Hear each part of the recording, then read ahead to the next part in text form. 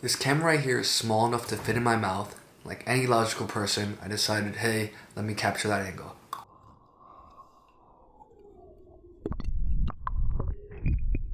And that shot was quite literally only possible with the Insta 360 Go 3, Go 2, or Go 1.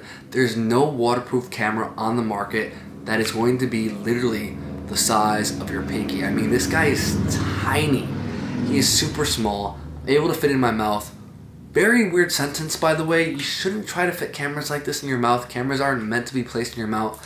I just saw Casey Neistat do it. I thought it was a cool shot, and it does show one of the many creative shots that this camera is capable of taking. But I would not recommend this device, and that's for 3 major reasons, and that's coming from someone who's owned 2 of the Insta Go 2s and now the Insta Go 3. Before I mention the cons of this camera, I want to mention that the battery life and stabilization on action mode is very impressive. I also do enjoy the attachments like the easy clip, even though it does look a little funny, the pivot stand, which passes my shake test, and lastly, the magnet pendant.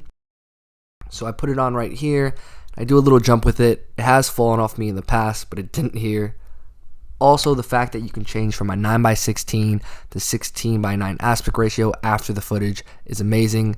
I want to repeat that this thing is tiny. It's literally the size of my pinky, and it is also very small. It only weighs in at 36 grams, which as a comparison is lighter than a domino. The case is 97 grams, and with the case, it weighs in at 134 grams. Side note, the main reason that I'm reviewing the Go 3 is because I actually recently lost my Go 2 while cliff diving, but I promise you that will have no effect in how I review this. So my first issue with the Go line is the durability of the cases themselves. The first Go 2 that I broke was because I got a few droplets of water on it, and then it just stopped working altogether, and I feel like it is going to be no difference with this case. This case has a very plasticky feel. It's nice that they included a screen, but now the camera is exposed. It's no different from the previous iterations like the Go 1 and Go 2, where this case is not waterproof, so only a couple droplets of water, and I wouldn't be surprised if this just stopped working altogether as well. This is actual footage I took from the Insta 360 Go in 2.7K, which is max resolution, and it's amazing footage, but it's a shame that I always have to worry about the case breaking, and because of that, I don't use it. My next problem with the Insta 360 Go 3 is that they've increased the price to $380 just for the 32GB version.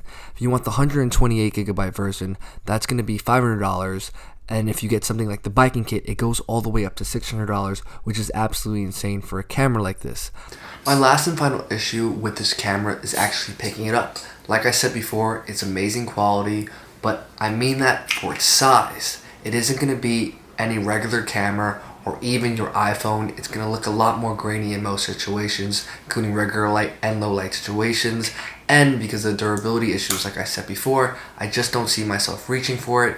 It's definitely something that can enable your creativity. Let's just say you have a knife, it does have a magnetic back, so if you have a knife and you're cutting an onion, you have a very cool angle there. Like I did in the beginning of the video, I put it in my mouth, insane angle. You're not fitting an iPhone in your mouth. I mean, I'm not. If you can, you got it. Before I end the video, I just wanted to show a couple more footage examples of me using the Insta 360 Go 3. This right here is a low light example of me walking the streets of New York City at night. As you can see, it's amazing quality for the size of the camera, but it isn't going to compare to your iPhone. This is a lot more grainier, and it isn't as sharp. This is another video I took in a very well lit situation at Brooklyn Bridge Park. And this is the best quality video that you'll be able to get out of this camera, so this isn't up to par of what you're expecting, then this isn't the camera for you.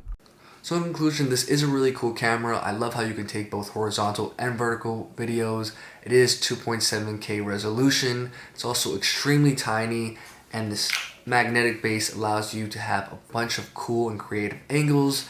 But I wouldn't recommend it right now just because it's an action camera without action camera durability, and because it doesn't have expandable storage, and that 32GB does fill up fairly fast. You always have to worry about offloading it to either your phone or computer.